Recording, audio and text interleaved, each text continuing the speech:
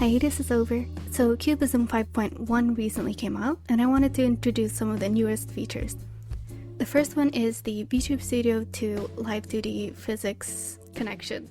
We're going to have VTube Studio open. Here in the Cubism editor API, we're going to turn on this part that goes connect. In Cubism 5.1, I'm just using Python as an example. We're going to go to File, External Application Integration Settings, and then we're going to click Permission for VTube Studio. We're going to turn that on. The frame rate is pretty bad because my PC still sucks, but as you can see, it's now like tracking in real time. It's pretty useful for when you want to edit things live and then watch them without having to export the model every time.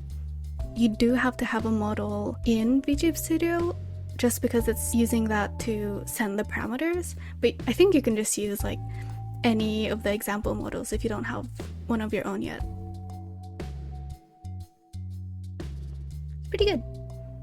The next thing I wanted to show you are the model templates because I think they're actually pretty crazy. So I'm just going to load in Python's old PSD, the one we haven't rigged at all. Create a new model with this. Let's do 1.4 preview. And you can see like nothing here is done. None of the parameters are set up. There are no physics set up at all. So we're going to go into modeling, model template, and apply template. And I'm just going to reuse the .cmo3 file that I'm already finished for Python. Put it in, select OK, wait for that to load. So you can see it's already pretty much the same size, but if you needed, you could adjust the size of everything. I'll just do preview here. And it's going to automatically create the mesh and set up the physics, the parameters, and the deformers based on the template that you had.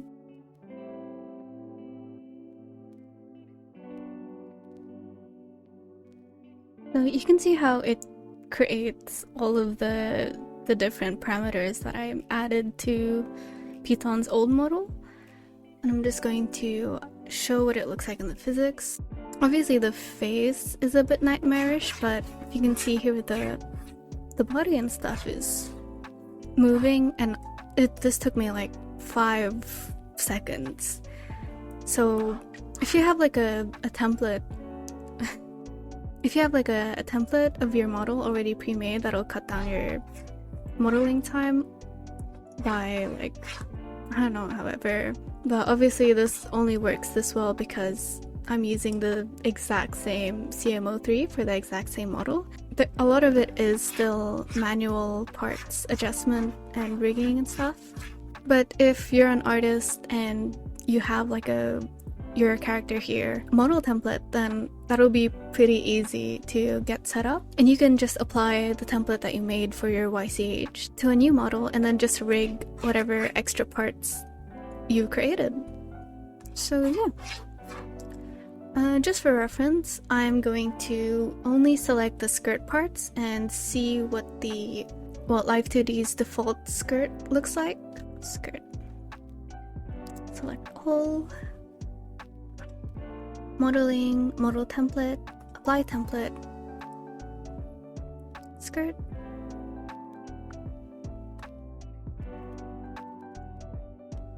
Just move this here.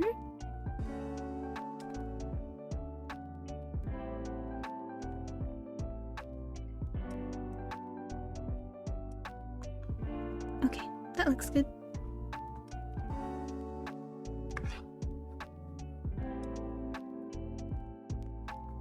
And then we're going to see what that looks like. Yeah, not so bad.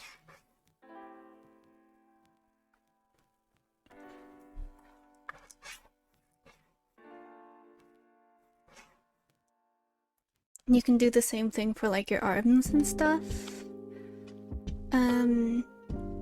But I have my own specific way of setting things up, so I'd probably prefer to create my own templates and use them. other than that, yeah, it's pretty helpful. It's pretty useful. Just, the usual. Keep in mind, don't use the CMO3s of models that aren't yours. And if you're a live 2D modeler, now that this apply template is here, be very, very careful with giving out your .cmo3s. Now, you might have seen the Create 3D expression going around on Twitter back when 5.1 was still in beta, and I would love to show you that, but unfortunately, I have no idea how to use it and how to make it look good, so I'm still figuring that out. But something similar that they have here is one where you don't even have to create one angle.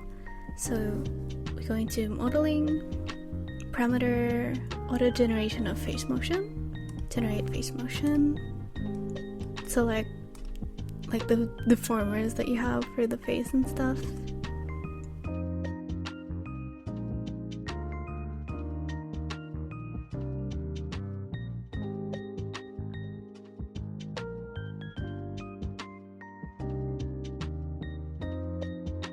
So if you can see, it's all automatically creating the XYs.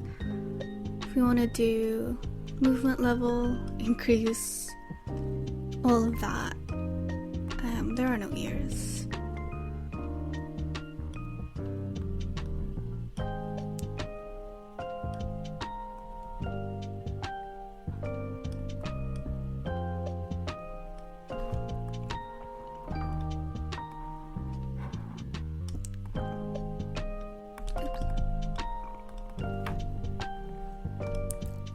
Good. And then angle Y.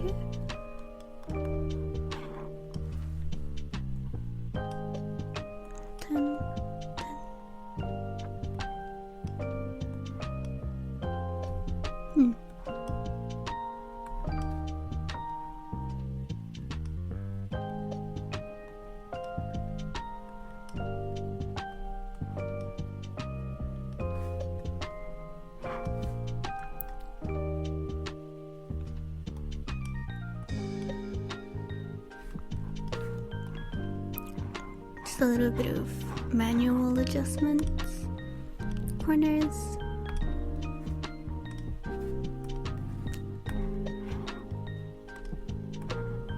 And if you can see here,